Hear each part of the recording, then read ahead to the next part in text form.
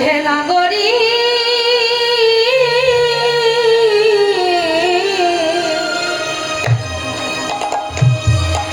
দেখো দেখো আমি প্রেম নিয়ে এসেছি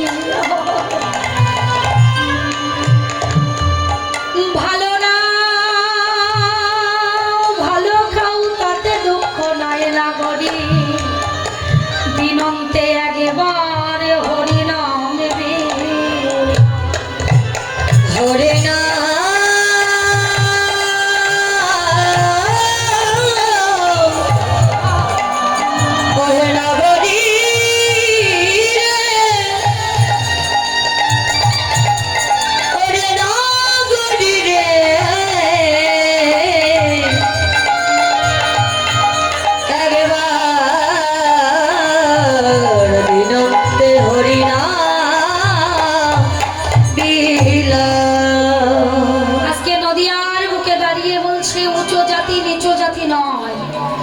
সত্যতে খেলা করেছি চার বিষ্ণু হয়ে তাই খেলা করেছি চার ভাই হয়ে দাপরে খেলা করেছি 12 জন সখ্য ভক্ত নিয়ে কিন্তু তারা ছিল সখ্য ভাবের বন্ধু ভক্ত ছিল না আর নদিয়ায় এসেছি আমার খেলার নাম কি জানো আমি তখন খেলেছি একরকম আজ খেলছি একরকম কিন্তু আমার খেলা আগে ভিন্ন ছিল এখন ভিন্ন আজ আমার খেলা যে খেলবে আমি তাকে বড় ভালোবাসি কিন্তু আমার খেলার কোয়ালিটি আলাদা তা কোয়ালিটিটা কেমন আমার গৌর হরি বললেন আমার খেলার কোয়ালিটি হলো এই যে খেলতে চাইবে সে খেলতে পারবে কিন্তু খেলার ভিন্ন ভাব আছে আগে খেলেছে রাজার ছেলে হয়ে এবার খেলতে হবে কাঙাল হয়ে কিন্তু খেলতে যারা পারে তারাই খেলবে তারা খেলবে জানো যাদের দুনয়নে বাড়ি ধারা ববে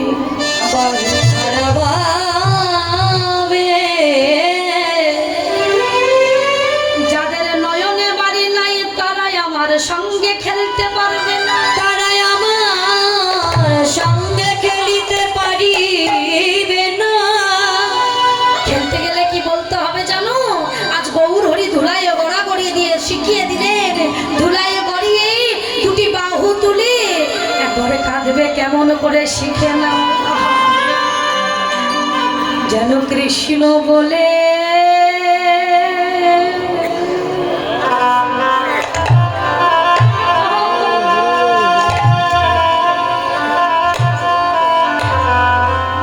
আমি কাঁদিতে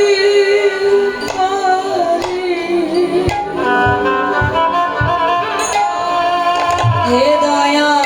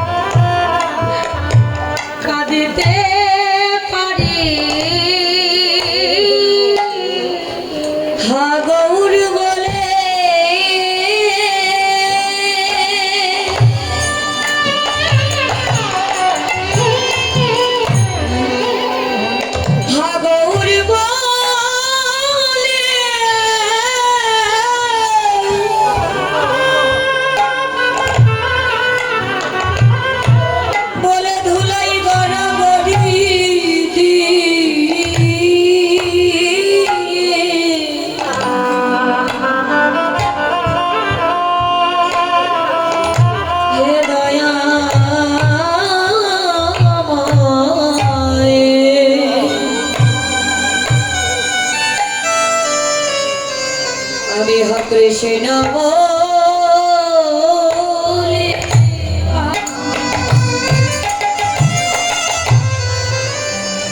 বলে কাঁদিতে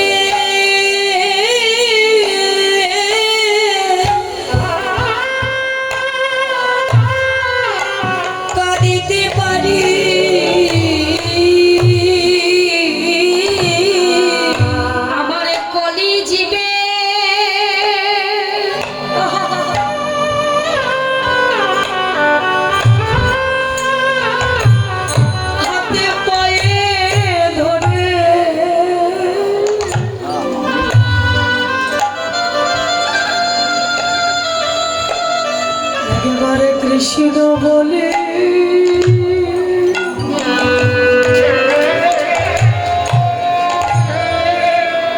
যেন কাঁদিতে পারে বলি সেই কলি জীবে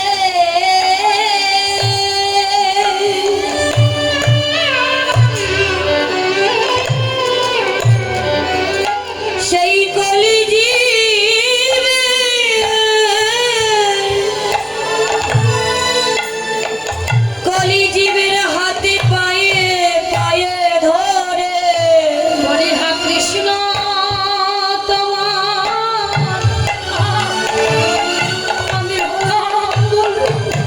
সেই গলি জীবে হাতে পায়ে ধরে মায়ার বাঁধন ছিন্ন করে সেই গলি জীবে হাতে পায়ে ধরে মায়ার জীবন ছিন্ন করি গলি জীবে হাতে পায়ে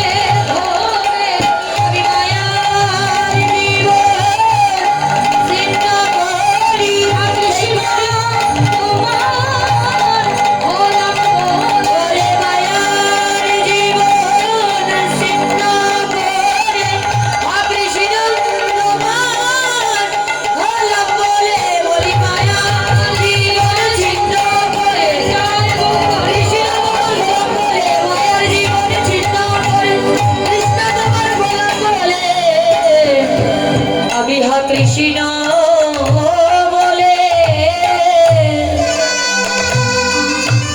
যেন কাঁদিতে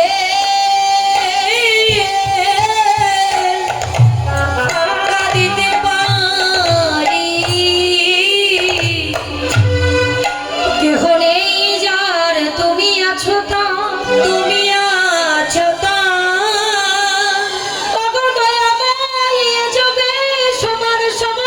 কিন্তু তুমি কার কেউ তো জানে না তুমি কার কেউ তো জানে না ও মাইরা একটু কথা বলে যাই বাবা এসেছে যখন এই যে মায়েরা আছো মায়েরা ভালোবাসে সব থেকে মা বড় না বাবা বড় একটু হাত তুলুন তো দেখি মায়েরা বললো মায়েরা বড় না বাবারা বড় স্বামী বড় না স্ত্রী বড়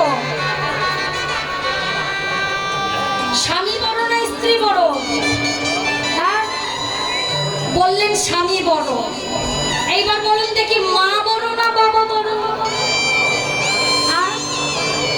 বাবা বড় না মা বড় স্বামী বড় না স্ত্রী বড় এখানে যদি বলেন তাহলে স্বামী বড় মা বড় না বাবা বড় মা যদি না মা হয় বাবা তো বাবা হতে পারবে না বাবা 100 গুণের থেকে মায়ের 100 গুণ বেশি এইবার বলুন তো সন্তান বড় না মা বড় শাস্ত্রের বাইরে কিছু নাই বড় মা বড় ঠিক বলছে সন্তান বড় সন্তান যদি না হয় সে মা ডাক শুনবে কোথা থেকে কত মায়েদের বিয়ে বিবাহ হয় কত বছর হয়ে যায় মাতৃত্ব সুখ অনুভব করতে পারে না তাকে কেউ মা বলে ডাকে গো তাকে আমলে দাঁড়িয়ে বলে ওই যে বন্ধা নারী যাচ্ছে বাজা নারী যাচ্ছে বলে না তাহলে সন্তান বড় না মা বড় শাস্ত্রে বললেন সন্তান বড় কেন সন্তান হয়েছে বলে মায়ের এত কদর তাহলে সেই সন্তান যদি হেলায় হারিয়ে যায় সেই সন্তান যদি কৃষ্ণ ভক্ত না হয়ে রাবণ ভক্ত হয়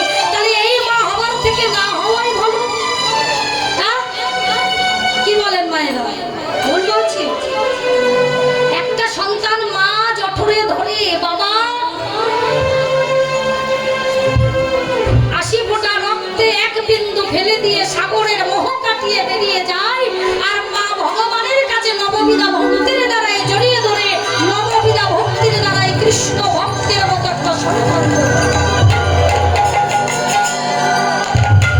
তাহলে নববিধা ভক্তির দ্বারাই যেখানে কোনো দরজা নাই, দরজা আছে বাবা, সেখানে কোনো দরজা নাই, কিন্তু নববিধা ভক্তির দরজা দিয়ে তাকে বেঁধে 10 মাস 10 দিন তাকে ধরে রেখে পৃথিবীর আলো দেখায়।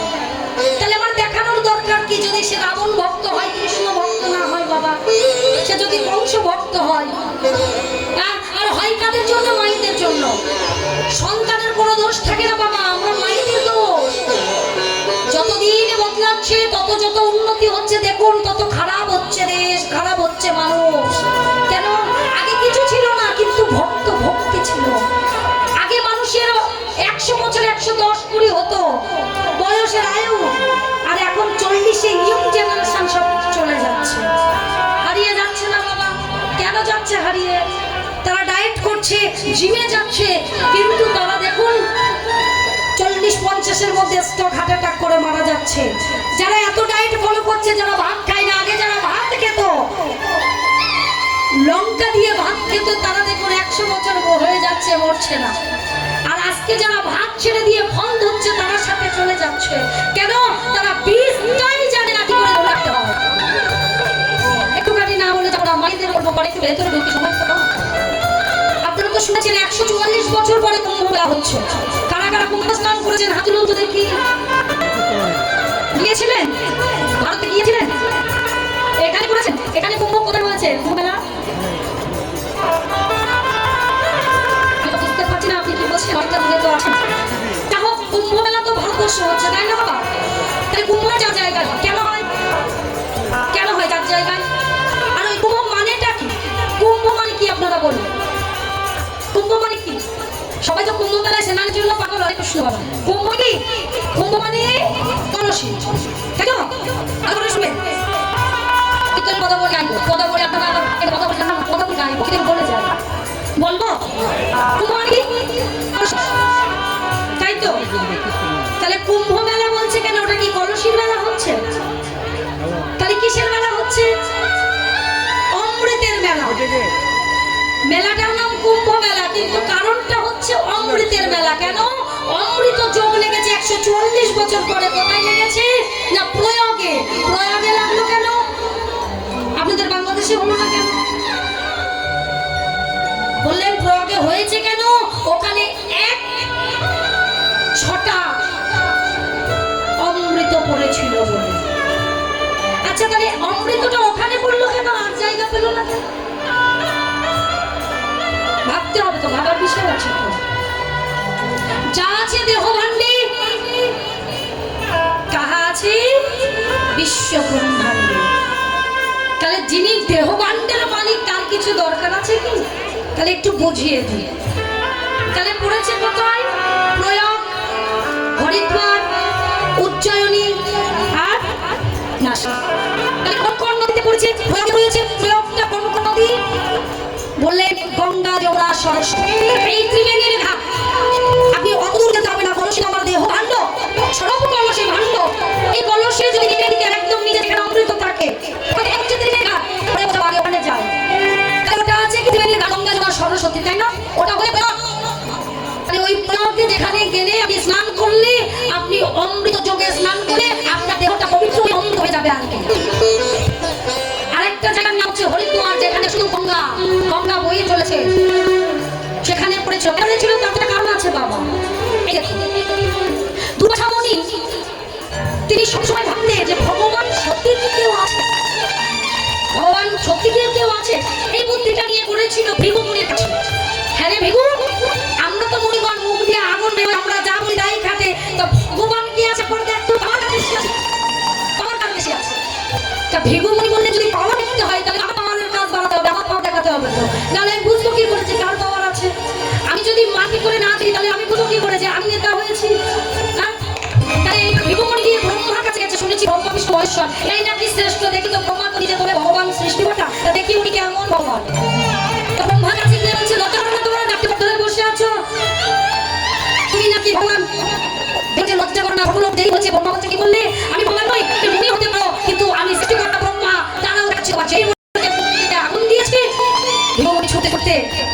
মহেশ্বরের কাছে গেছে। মহেশ্বরের কাছে গিয়ে মহেশ্বরকে বলে, হ্যাঁ গো, তুমি কি ভগবান যে শাসনে বসে থাকে, ছাই বর্ষ গায়ে মাখে, নিজস্ব কোনো জ্ঞান কাণ্ড নাই, যে বাঘের চামড়া গায়ে পড়ে থাকে, যার শাসনের সামনে কামড় ফুটে যায়, সে আর ভগবান হয়? মহাদেব বললেন, এত বড় কথা চুল ছুঁড়ে দিয়েছে। আমার তাড়াতাড়ি ছুটতে ছুটে বিষ্ণুর কাছে গিয়ে দেখে, যিনি আমার নারায়ণ, তিনি লক্ষ্মী, তার চরণ সেবা করছে, সে চোখ বন্ধ করে ঘুমাচ্ছে। ভগবান আবার ঘুমায় নাকি? ভগবান যদি ঘুমায়, জীব ঘুমাবে কখন? আজকে ভিগু ছুটে গিয়ে ভগবানের মুখে লাথি মেরে বললেন, ঘুমাচ্ছ কেন? ভগবানের মুখে লাথি মেরেছে। ভগবান তাড়াতাড়ি উঠে বসে ভিগুর চরণটা জড়িয়ে হৃদয়ে ধরে বলছে, ভিগু, আমার কঠিন হৃদয়ে তুমি লাথি মারলে, তোমার চরণে ব্যথা লাগেনি তো? চরণে ব্যথা লাগেনি তো?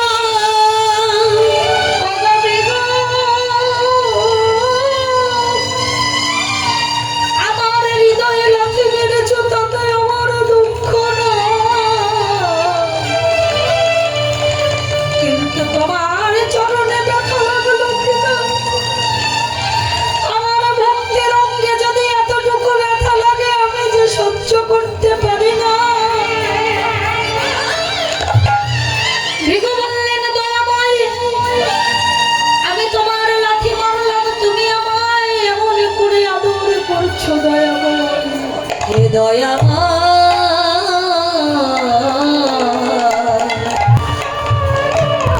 আমি জানতে পারলাম কে ভগবান, আমি বুঝতে পারলাম যে ভগবান হয়, যে ভগবান হয়, তার তো দুঃখ যন্ত্রণা ব্যথা অনুরাগ কিছুই থাকে না, তো অহংকার রূপে জিনিসটাই থাকে না।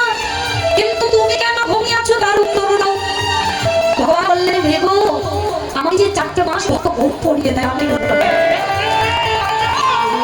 ভক্তই আমার পিতা, ভক্তই আমার গুরু, ভক্তই আমার গুরু, সেই ভক্ত আমার পেছনে বাঞ্ছা কল্প, এই বাঞ্ছা কল্প আমার ভক্ত ভগবানকে খুব বলুন তো কোন মাসে দেয়? এখানে তো একাদশী কারা কারা করে, হাত তুলুন দেখি। এই কজন মাত্র একাদশী করে, আমাদের মতো সবাই একাদশী করে। আমি বিশ্বাস করবো যে আপনারা এই কজন একাদশী করেন। কারা কারা একাদশী করেন একটু হাত তুলুন না বাবা, আমি বলছি। বাহ, যাও, একাদশী মোটামুটি সবাই করে। আচ্ছা, আমার ভগবান যে ঘুমিয়েছে, ঘুমিয়েছে তাকে ভালো, এবার ভগবান ঘুমিয়েছে কেন? ভক্ত ঘুম পড়িয়েছে কার? ভক্ত কোন মাসে পড়িয়ে যায়? শয়নে যায় কোন মাসে?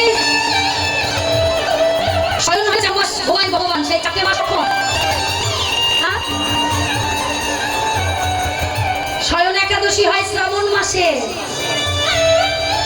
শ্রাবণ মাসে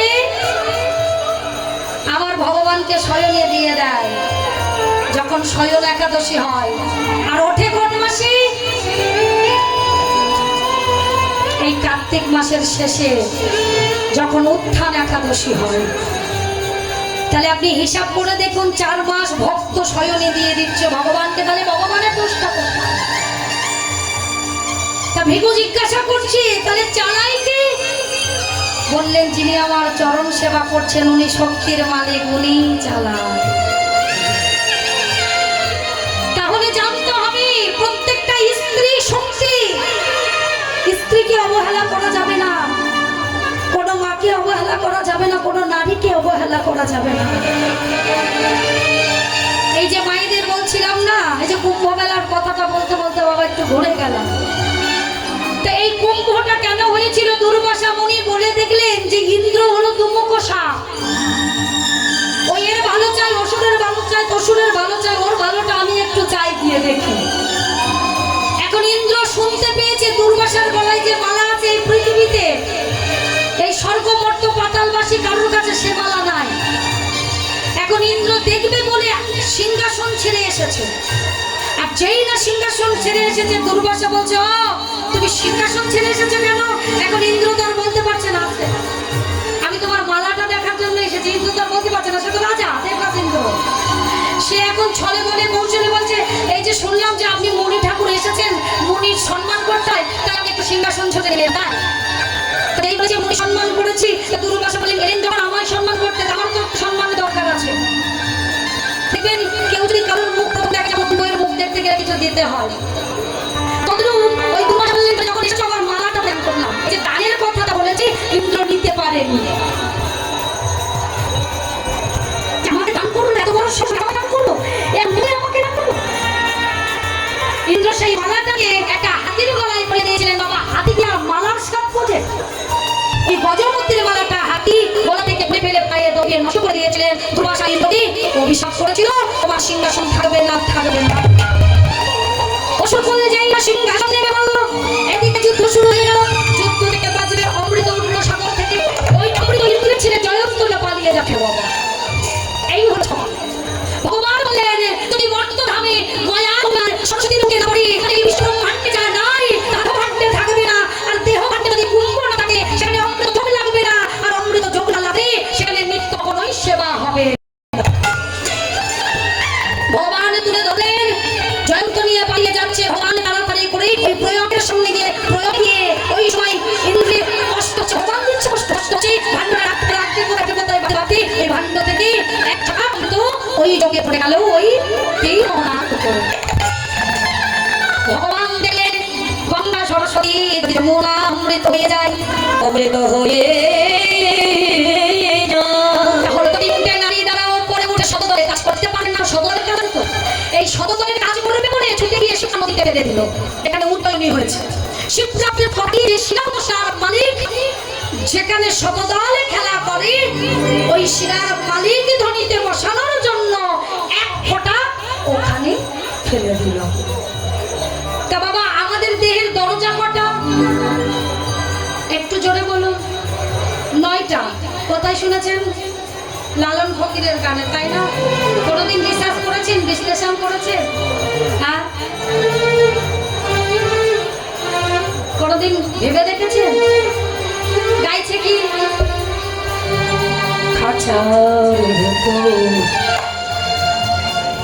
অচিন পাখি কেমনে আসে যায়,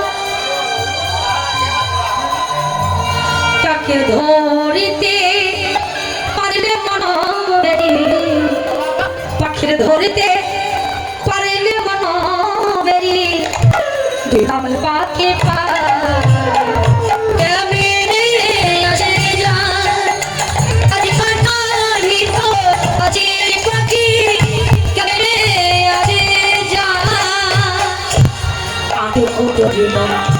বড় জায়গা মধ্যে মধ্যে